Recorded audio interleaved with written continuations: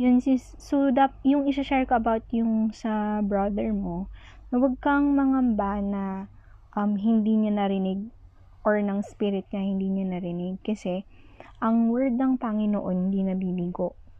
And ang isang illustration ni Lord about yung word niya or yung magandang balita niya, it's like the seed in Mark 4 verse 26 to 29. Sinabi dito, He also said, this is what the kingdom of God is like. A man scatters seed on the ground, night and day, whether he sleeps or gets up, the seed sprouts and grows, though he does not know how. All by itself, the soil produces green, first the stalk, then the head, then the full kernel in the head. As soon as the grain is ripe, he puts the sickle to it, because the harvest has come.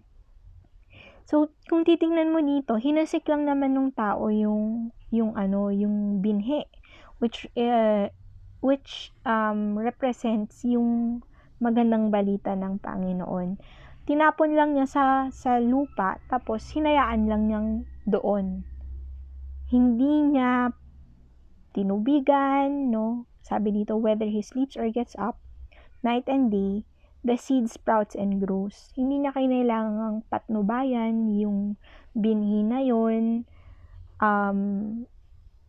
Hindi rin niya tinubigan, pero nagulat na lang siya kasi meron pa rin tumubo na nag-sprout pa rin, may tumubo pa rin. At sinabi dito, he does not know how. Hindi niya alam dahil ang tunay na nagpalaki nung seed na yon is God Himself, because that is who God is. Lahat ng mga tinatanim nagkakaroon ng ani according to His grace and according to His watch, according sa pagpapatnubay niya sa lahat ng nilalang sa mundong ito. So, at sabi pa dito sa verse 29, as soon as the grain is ripe, he puts the sickle to it, because the harvest has come.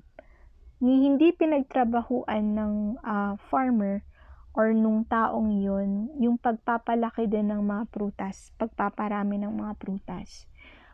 Hindi mo kailangan ng fertilizer, hindi mo kailangang sobrang pagpaguran yung pagkakaroon ng mga prutas, pagpapalaki ng mga punong ito, dahil si Lord na mismo yung pataba, si Lord na mismo yung tubig, si Lord na mismo yung fungicide pag nagkakaroon ng fungi doon sa punong yon.